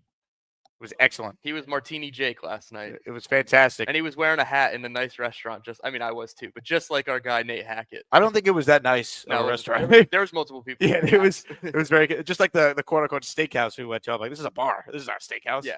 Well, most of it is all like bar restaurant, emphasis on the bar. Will Parkinson got the duck last night. That was good. Jay Quest in the house. Hold on, ladies and gentlemen. Jay Quest is our resident bootlicker. Who wanna lick my boots?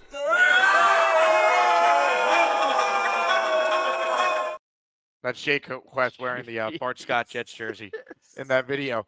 Jay Quest says, who can you see the Jets getting a QB coach if Reich is the OC? Is it fair to say the QB coach is just as important? I would see if Gary Dell is available.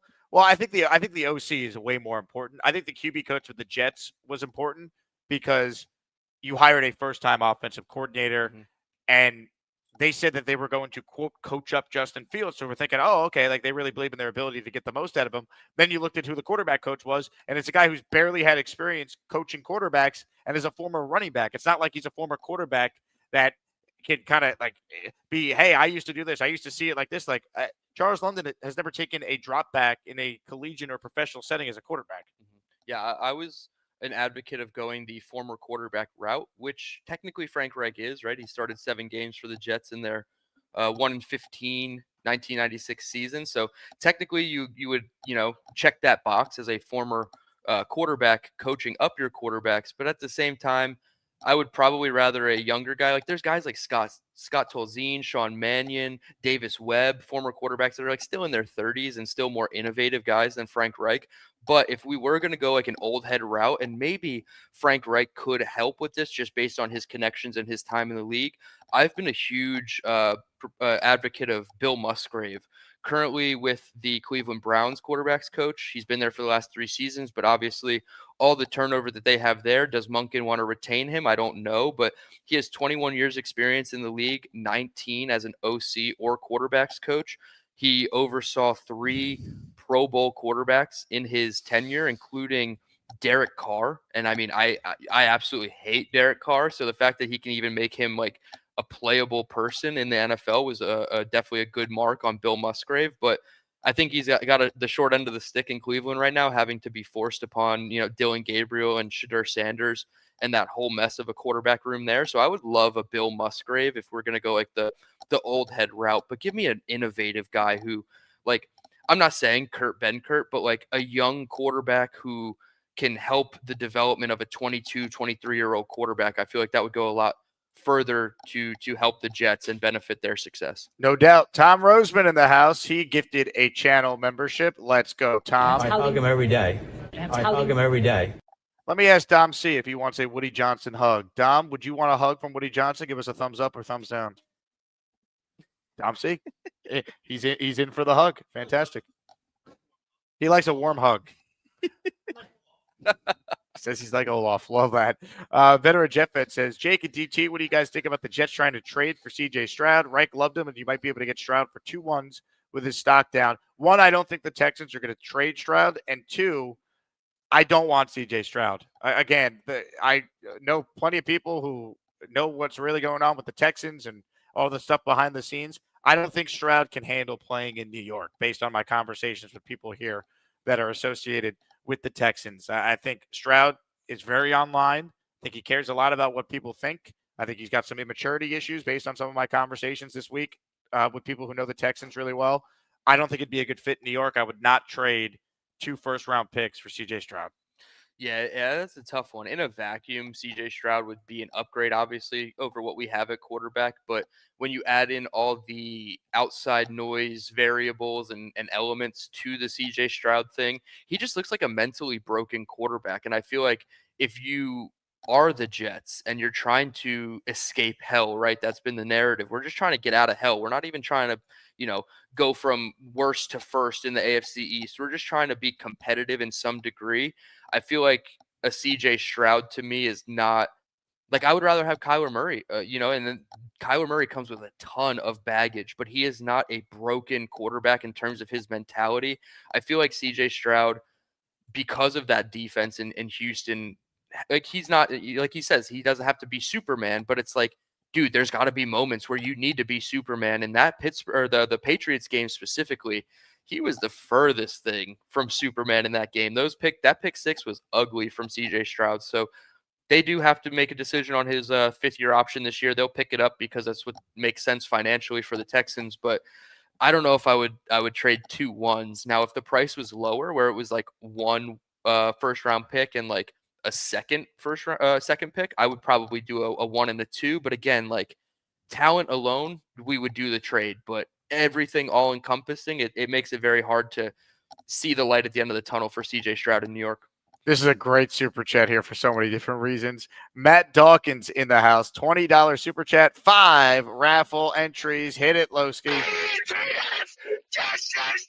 What do you guys think about Joe Lombardi as OC? Maybe AG flies in Frank Reich to Florham Park and tells him that he's pivoting since that's his favorite thing to do. See Rodgers and Wink Martindale. That's a great line. As far as Joe Lombardi, I mean, there is an overlap with Glenn and Lombardi with the Saints, and Muji overlapped with him in Denver. So I was surprised, at least initially here, he was not one of the 5 names that the Jets announced yesterday that they spoke to for their OC opening. DT, what are your thoughts on that?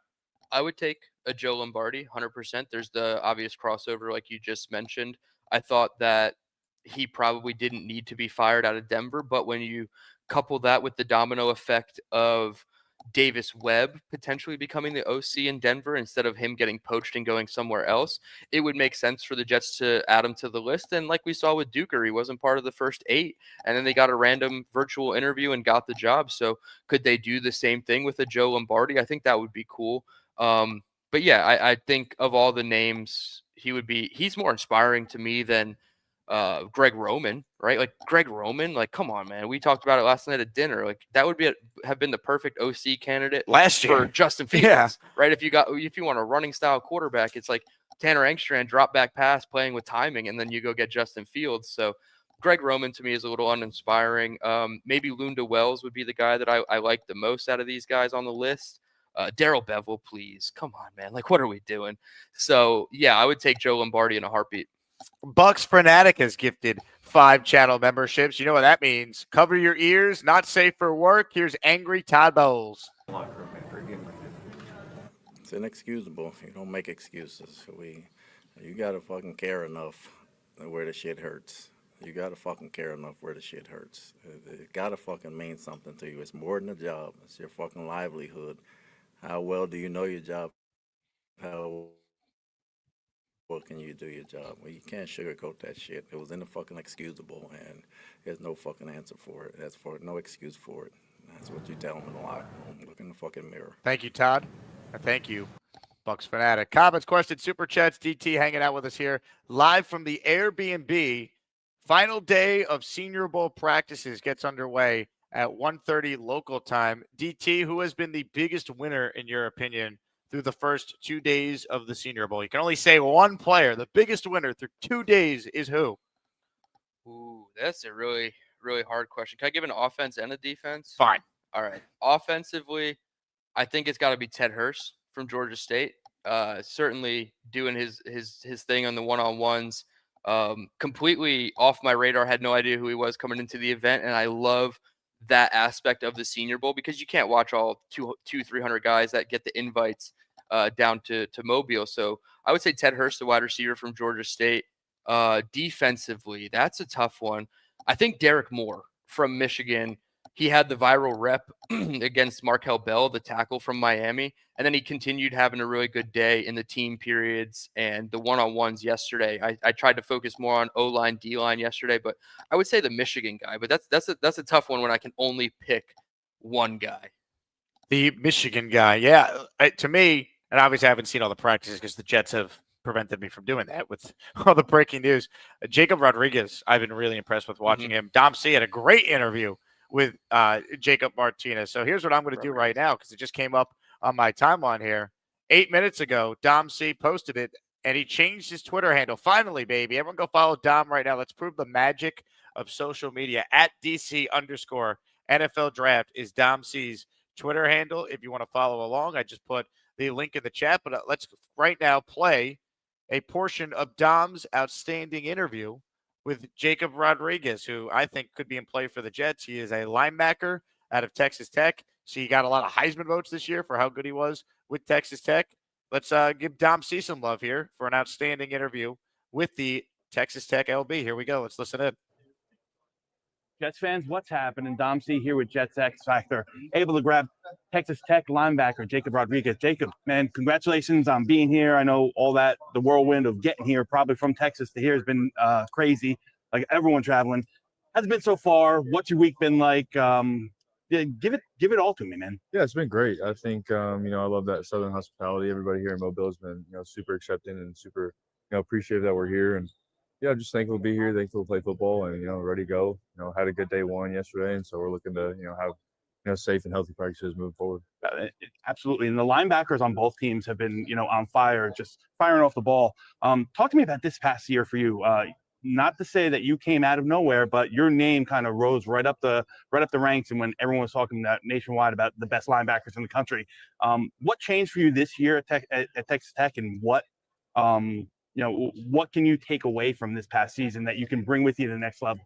Yeah, I think we had a lot of team success. I think that helps anybody individually is when you succeed as a team and you play well together. And we had a new DC this year, and so with his leadership and everything that we did on schematically on that side of the ball, I think we played good defense, played good sound defense. We ran around with our hair on fire, and so that's kind of how you got to go about your business. And so, yeah, it was a fun year. It was great. And yeah, I was really appreciative for it. Talk to me about your skill set. What kind of defense do you think you fit best in?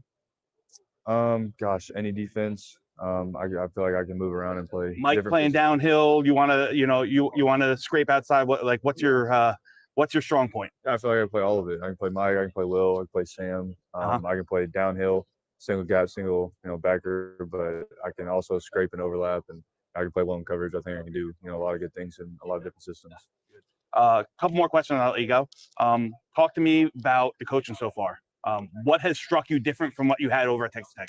Yeah, it's really cool. It's a different experience. Learning a playbook in a week and going out there and playing. They keep it real vanilla for us, and there's a lot of overlap, but it's a lot of different verbiage, and so it's fun. It's good. It's nice to meet other guys around the country and play with them. And but yeah, it's been good on the defensive side, and their coaching styles are so different, but they're just as effective. And so yeah, Cato's doing a really good job with us in our inside spot, and so it's been a lot of fun. Self-scout for me, what's the one thing you want to improve on from today up until draft day in April? Yeah, I think just showing teams I can get in and off blocks. I think working around big offensive linemen, because they're going to be bigger, faster, stronger, better feet, better hands, better technique. I think that's not something you see all the time in college, and so that's something I want to see from an inside backer. You got any teammates here with you today? Yeah, I do. I have Melo Hyatt, one of our edges. We got Lee Hunter, who's a Mobile guy, so he's back here. And then we got two receivers, Reggie Virgil and Caleb Douglas. Talk to me about the defensive guys. Give them some love in front of the camera. Yeah, Lee Hunter. Big boy. Man, big guy, moves fast, really good with his hands, really good with his feet. Quickest first step I've ever seen, and really good, really electric guy. And then those two offensive guys too they can go. Yeah. You ever been to the Northeast? Northeast, I have. Yeah. Been to New York? I have. Yes, sir. Listen, Jets have a spot there in that linebacker room where I know you would fit well. Regardless if you end up there, I know you're going to be successful. I know you're going to hear your name called early in April, and we wish you nothing but health and success the whole way. Enjoy the process, man. Thank you. Okay? Thank you. Good stuff there with Jacob Rodriguez from our guy Dom C. Last chance to get in here. We got the raffle for the Jets jersey of your choosing. Again, we did our weekly raffle on Tuesday, so for those who have missed the last few shows, here are the top prizes for next week's raffle. Joe Klecko signed jersey, CJ Mosley signed jersey, Garrett Wilson signed helmet as our top prize. Comments, questions, your super chats to wrap. Hit the like button if you guys have not done so already. We still have a ton of you tuned in live right now. There's 450 plus viewers, over 177 likes as well. Nate had a super chat asking about Jacob Rodriguez and whether or not he is the right size for the scheme that the Jets could be running now with Aaron Glenn. DT, give us your take on that. Well, I just cheated a little bit while we were watching that clip, and I had to ask Dom if his size would match up, and he kind of confirmed what I thought. Maybe he's not a Mike backer. You got to put him next to a guy who is going to call the plays and be the communicator of the defense. So, like Dom was just saying, if you want to take a third or fourth round swing on Jacob Rodriguez, you're probably not signing an Anzalone to do that and doubling up as well. But could they go with another like a C tier linebacker in free agency and then get Jacob Rodriguez? Possibly. Would I want them to completely revamp the room at linebacker? I wouldn't be opposed to it. I feel like Jamie and Sherwood didn't do enough in his first year of the contract to, warrant, guaranteed starter spot in year two. And maybe they got to get a little cute and creative with how they do things. But yeah, I would like Jacob Rodriguez on the Jets. It's just a fit would be a little bit tougher. Super chats, cut the line. Thank you to Nate for that one. We got another $2 one here from Bino. DT, thoughts on Lander Barton? I got nothing on Lander Barton. I know Dom was talking about him a little bit earlier this week, but I truly got no notes. He hasn't stood out to me enough in what I've been watching at practice to really give you anything other than just some made-up fluff that I'm pulling out of thin air, and I'm not going to do that. Made-up fluff. Just give us every draft cliche for the guy. Yeah, exactly. All right, let's see what we have here. Yo, Holmes, no more small, non-Mike LBs, please. Well, I would imagine that's going to go away. Quincy's not going to be re-signed. They're probably stuck with Sherwood. We're talking about Anzalone being a free agent target. I think the linebacker room's going to look a lot different. I would take a big swing at Devin Lloyd, and if I couldn't get Devin Lloyd, I would try to get Quay Walker from the Packers. Those would be the two guys at linebacker I would target. Again, I'm not even sure if they're a seamless fit for what this defense wants to do. But just in terms of talent alone, I would be really impressed if they could get a Walker or a Lloyd in free agency. Dom, what are you heating up in the microwave right now? What are we cooking? Thai food for Dom. Hey. Love it. Love it. All right. We're going to do the raffle here shortly. Last chance to get in. DT, other takeaways from the Senior Bowl. Give us some guys that stood out. Go through your notes, your copious note taker. Look at this notepad, everyone. I mean, look at this thing. Notes beyond notes galore on everything happening the last couple of days. What do we need to know? Yeah, so sneak peek. This is my green notebook is 3 years worth of Senior Bowl notes from 2024, 25, and 26. I try to keep it all organized in the same thing. Nadeem Turner, the defensive end from Western Michigan, he was living in the backfield yesterday. I really thought he was impressive. Both the Penn State D linemen, Zane Bryant, the defensive tackle, one of my ass and legs candidates that I talked about on my channel on Tuesday, he was in the backfield as well. Danny Dennis Sutton, the edge rusher from Penn State, I thought he had a really good first step. TJ Parker's really been impressing me, and his film isn't great. Dom and I keep talking about how the film in 25 wasn't great, but it feels like he's performing better than expectations down here in Mobile, so I wanted to give him a shout out. Josh Cameron, the wide receiver from Baylor, had a really good high point catch yesterday in practice that I thought was cool. Katron Allen from Penn State, he's really showing his versatility as a runner, a pass protector, and a pass catcher. So really impressed with Katron Allen. And then Tyron Montgomery, the John Carroll wide receiver. Jake, if I gave you 10 guesses to know what state John Carroll University is, would we be able to get it? It'd be tough. I had to Google where it was, so now I know. Oh, you did? So you know? But I didn't know originally. I had no idea. It's in Ohio, for those who don't know. I was going to say, is it east or west of the Mississippi? I was going to try to guess, but Ohio. I would have never guessed Ohio. I finally had to Google it because I was like, where the heck is John Carroll? And surprisingly, John Carroll has produced a lot of NFL people, but it's coaches and GMs. I know Nick Caserio, the Texans GM, is a John Carroll alum. Frank Ross, who's the Texans special teams coordinator, he's a John Carroll alum, and all his records were broken because he was a receiver by the player you're talking about right now. That's awesome. I love to hear that. Yeah, I never would have guessed Ohio, though. But a newcomer to Mobile yesterday, Darrell Jackson Jr., the defensive lineman from Florida State, immediately came in and had the biggest ooh and ah moment of the offense-defensive one-on-one drill. So I thought it's cool when you see the latecomers. He came from Shrine Bowl, so he just came off a week of practice and the game in Shrine, and then he moved immediately into the Senior Bowl practice. I love to see those guys compete. Marte Mapu was one of the guys from Sacramento State last year that did that. So I was really impressed with what Jackson did yesterday. And then my guy, Keelan Rutledge, the center with guard versatility from Georgia Tech. Dom and I got to talk to him at media day yesterday in the morning, and I come away really impressed. Like, could he be the competition for Josh Myers, but could he also be that swing guard in case Tippmann or Simpson or ABT or whatever they do at guard, if that person goes down, as like a really good insurance policy? And I was asked about Sam Heck, the offensive lineman from K-State. He had a good one-on-one pass pro rep. I forget who it was against, and I try to keep notes on who it was against, but I thought Sam Heck did well as an interior player yesterday. So a ton more standouts on the trenches yesterday. My first focus on Tuesday was quarterbacks. My focus today will be quarterbacks, so I'll get more wide receiver cornerback notes just because of that. But yesterday the focus was trench play, and I came away really impressed with a lot of those guys. Love it. Great breakdown there. It's going to be interesting to see how the quarterbacks continue to look today, because the quarterback play yesterday I thought was better than day one, which makes sense, guys. Picking up on the scheme, a little more comfortable with the playmakers they're throwing the ball to, all that. Nussmeyer's the name to watch, I think, because he's a guy that, again, a year ago was thought to be this consensus first-round pick, did not have a good year, got hurt at LSU, all that happened with the coach being fired. He's the son of a coach. He's a guy that I think is definitively in play for the Jets with maybe as early as their second-round picks.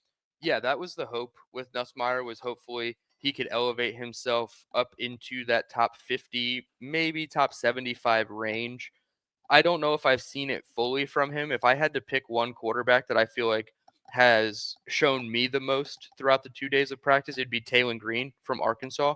I love his physical attributes, his ability to run, and he's got such long legs. This dude's like, he's taking 4-yard strides when he's running full speed down the field. So I would say Taylon Green is the quarterback that stuck out to me the most. But yeah, can Nussmeier have a really good third day and a really good practice, game on Saturday and elevate the stock? I think so, but unfortunately, the quarterback's just not entirely impressive to me. Oregon Jets wants to know, does DT provide a detailed breakdown how to bootlick properly? Sound techniques are imperative. Yeah, I don't want to give away inside secrets, but yeah, we're good at that. Leather all in between my teeth. I floss 4 times a day to get the leather out of my mouth. Who wanna lick my boots?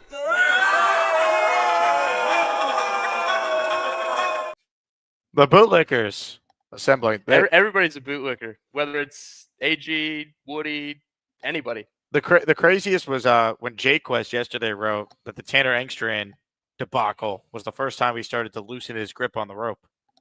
You lose Jaquez, that's like when Cronkite lost the nation. Are you holding on to the rope with Woody? Are you just letting go of the AG rope, Jaquez? I would say I'm completely gone off the Woody rope hold. Thinking is overrated. And I feel like this kind of just reeks of Woody all over it. So yeah, I don't blame anybody for letting go of the rope. Ladies and gentlemen, are we ready for an Asmaniac raffle? Dylan, if you were to win a jersey, which player would you pick? Namath, Klecko, Martin, Corbett, Revis, Mangold, or Keyshawn Johnson? Well, I'm glad that you picked all former Jets that no longer play, because the 2 jerseys I won from your show this year, do you remember? Yeah, I know you wanted Justin Fields. Oh, you want Fields and Sauce. Yeah. Tough. Yeah, 0 for 2. And I had the option to pick Garrett. And I was like, no, let me go Sauce. I think that would be cool. A white number 1 Sauce jersey. I thought that would be great. Should have went with the G5. But if I had to pick of any of those guys, I would have to go back and get a new Wayne Corbett jersey. I have a Curtis Martin jersey that's actually autographed. It doesn't have the COA attached to it, so it's really kind of useless. But I do have an autographed Curtis Martin. Curtis is my middle name, so I have a bit of a Dylan Curtis Terraman. Yeah, whoa. Yeah, I got a little bit of a bias towards our guy CM, but I would probably go Wayne Corbett. Somebody said I look like Wayne Corbett in one of your chats, which I think is crazy and probably a little inaccurate. But the chiseled jawline definitely gives Wayne vibes. Ladies and gentlemen, we're ready to spin the wheel of champions. Joining us right now is the man that sends us to every raffle on the show, the master of raffle ceremony himself. I got gas right now. Are we ready? Ready. Well, as Howard Finkel once said, and I'm going to say it one time, and now it is time for the 2026 Wheel of Champions. It's time to announce the winners of the weekly Asmaniac Raffle. Let's spin the Jake Asman Show Wheel of Champions and find out which Asmaniac is winning an epic prize. Ladies and gentlemen, it is time. Dylan, you're getting a nice little kind of peek behind the scenes on how the show is operating. What are your thoughts? I'm watching you produce this thing in real time, and I certainly can't do all this on StreamYard, but when I can't do things on StreamYard, I blame StreamYard. So that's the key. It's actually really impressive to see you do this in real time. Ladies and gentlemen, it's time for the Wheel of Champions to be spun. Thank you to everyone who entered today's raffle. A reminder that when you enter a weekly raffle, you will also be entered in, or I got that backwards. When you enter a daily raffle, which is what we're about to do, you also are entered in a weekly raffle for our 3 signed Jets items that we will raffle away next week. Typically, we aim to do the raffles every Tuesday on the show. All right, here we go. 1 spin to determine a winner. Again, if you win, email me, asmanjake@gmail.com. Your name, your address, the player you want the jersey in, and the size that you wanted it. And we will get that ordered for you later today. Ladies and gentlemen, it's time. Your winner is...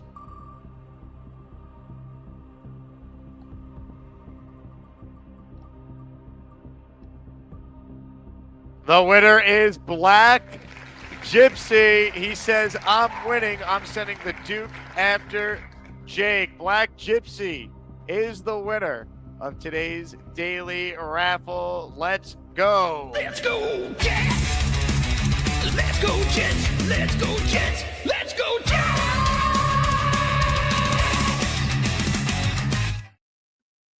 BG is your winner. He is in the chat. Shoot me an email, Black Gypsy, size, address, player you want it in, and we will get that ordered for you. Appreciate your support as always.